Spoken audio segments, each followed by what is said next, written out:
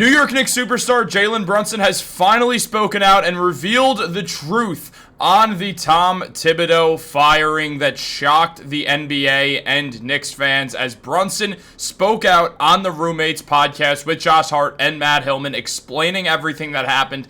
And also, Josh Hart made some comments in the past that echoed sort of what happened that led to Tom Thibodeau's firing that now make a lot more sense. And we're going to break all of this down. A lot to go over, guys. What's up? Welcome back to Knicks Digest. It's Chris here. Guys, if you're part of that 74%, you know what? Don't subscribe. Actually, do subscribe. We got daily Knicks content you don't want to miss out. But let's jump into the video. You guys don't need to hear me talk about this.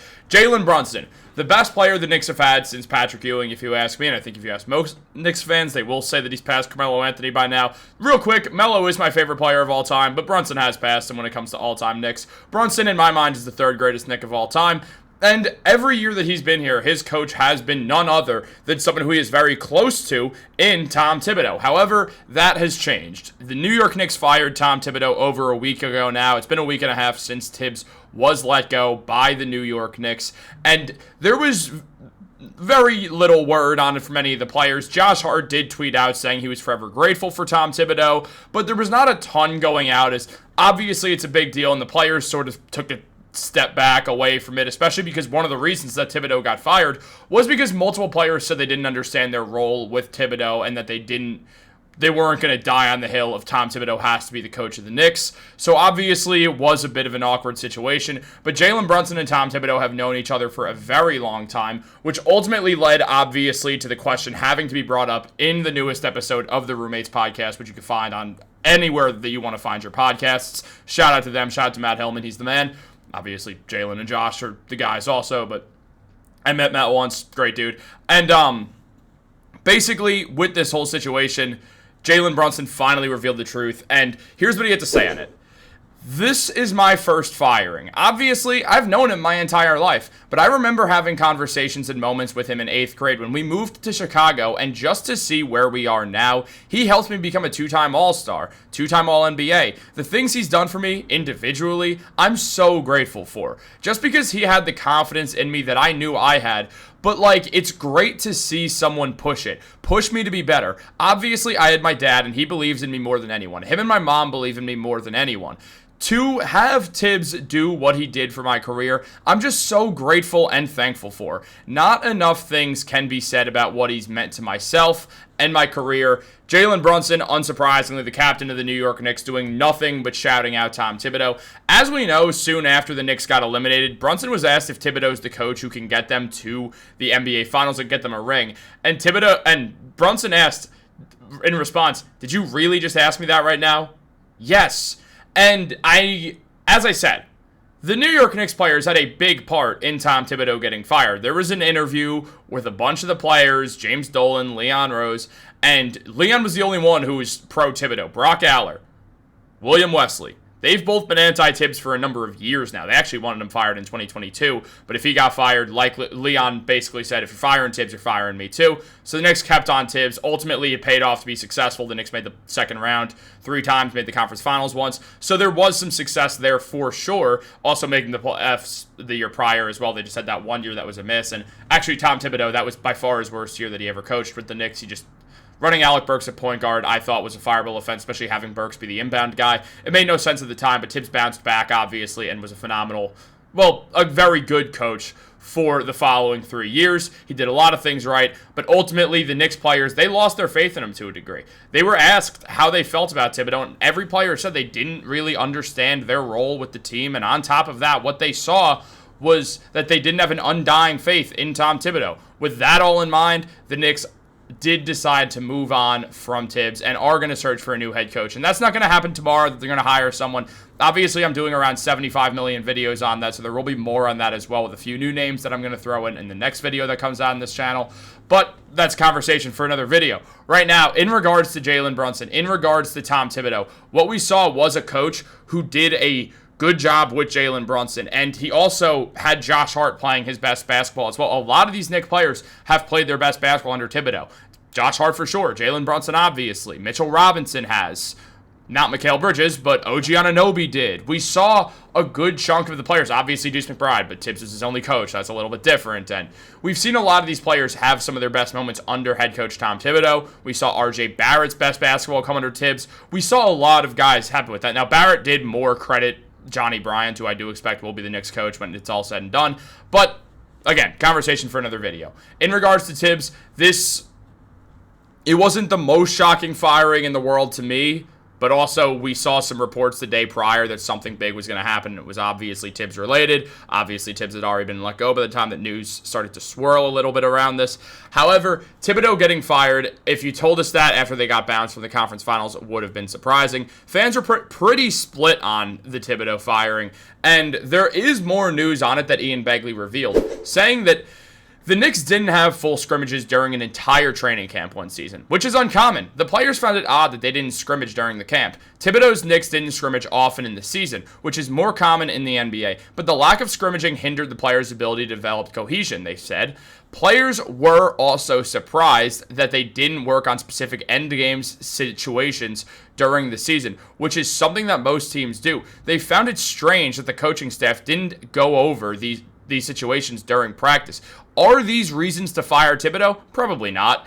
But the players involved questioned the approach. Again, I don't know if these critiques were raised during the meetings with Dolan, Rose, and whoever else was in the room. So Leon Rose was certainly there, Dolan was certainly there, and other people as well with a bunch of the players who all said they felt this way about Thibodeau. That includes Josh Hart. That includes Jalen Brunson, despite the connection that they all had. They did feel this way. And Tibbs, look, there is the one argument you can make in Tibbs' defense where it's like, all right, they didn't scrimmage a lot, but they played a lot of minutes. And something Josh Hart said in a random episode of the Roommates podcast, if I could pin it, I would. I just don't remember what it was. I was just randomly watching it one time.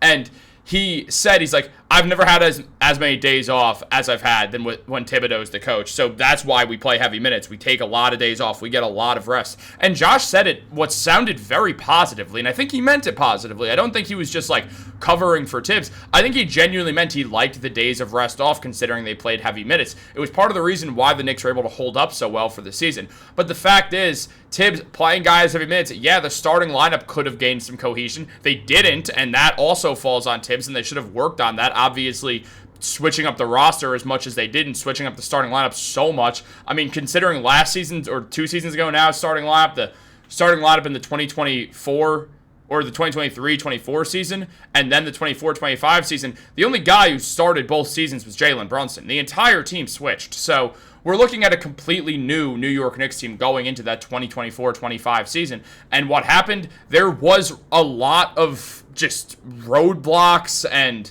just definitely some turbulence with this unit. They didn't fully mesh together, and we look at these numbers. We look at the fact that in the playoffs, the starting unit for the entire season up until the final 3 games, was Karl-Anthony Towns, OG Anunoby, Josh Hart, Mikal Bridges, and Jalen Brunson. In the playoffs, they had a negative 6.2 net rating, and Tibbs' second most used lineup also had a negative 3.7 net rating. So both of these teams were not performing well enough. And part of the reason is there was not cohesion. They should have been practicing more, and they weren't. And that is something you look at Tibbs and do wonder why this all went down. You look at the regular season. The Knicks starting unit played 940 minutes together. They had a 3.3 net rating. It was positive, but there were other units that did work a bit better. Now, some of them don't involve Jalen Brunson or Karl-Anthony Towns, which is interesting to see. But at the same time, what we saw was a Knicks unit that was not fully cohesive with each other. They didn't really get everything done, and that's in part because of what Tom Thibodeau did or didn't do. That was the issue. They should have done some more practicing or some team building or something that would have been able to get these guys a better feel for each other on the court. One that it felt like they never had all season. They felt like more of a roster than a team, and the team got far, but not far enough, and they lost to a Pacers team that clearly knew how to play together very perfectly. The Pacers, I said this about the Celtics, it's the case about the Pacers as well. They played a formulaic style of basketball, and by no means is that me bashing them at all. It worked. It's just, it looks formulaic, and it's working, so they should keep using that formula. But you look at the most used lineups on the season. Karl-Anthony Towns, OG Anunoby, Josh Hart, Mikal Bridges, and Jalen Brunson played 940 minutes together. They were the only team that played over 750 minutes together. Hell, they were the only team that played over 715 minutes together, if we want to get really specific. The Minnesota Timberwolves starting line with Mike Conley, Rudy Gobert, Julius Randle, Anthony Edwards, and Jaden McDaniels did play 714 minutes together. And outside of that, those are the only two units that played over 500 minutes together.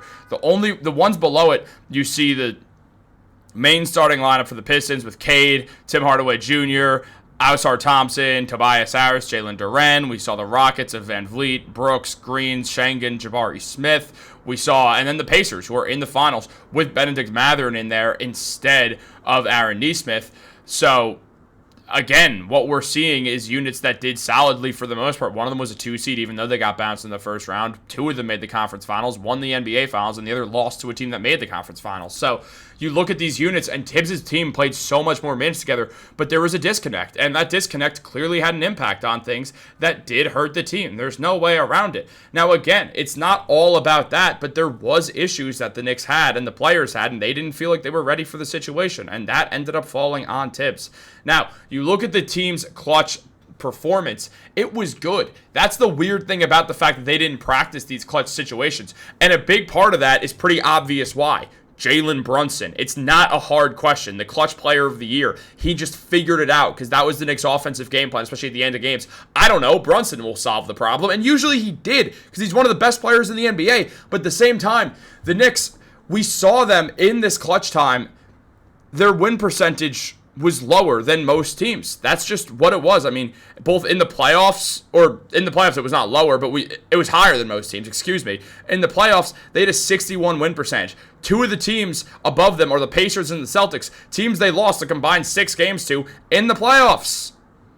And again, imagine if they drew up plays. Imagine if they drew up plays in the playoffs. In the regular season, I cannot speak right now. This is just a tragedy. But no, in the regular season, they won 61% of games.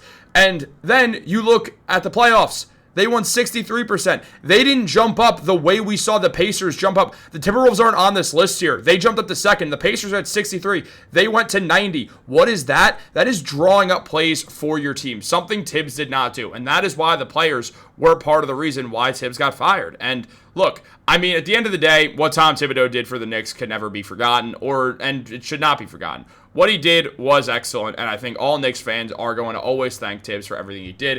If you're ever in New York, I don't know where Tibbs lives. I know he did live in Connecticut. I don't know where he lives right now because I'm not a stalker, but I say that and I pretend like I don't know where Deuce McBride lives, but I saw that in a news article. It was a bit different. But if you ever see Tibbs, if you're ever at a bar and you see Tibbs, buy him a beer. It's the least you could do for the guy. I know he's making $10 million a year, but still, it's the thought that counts. Thank him for all the hard work he's done. He deserves it. Guys, what do you think about all this? Let me know in the comments down below. Like this video, subscribe, turn on post notifications. Have a great day, and go Knicks.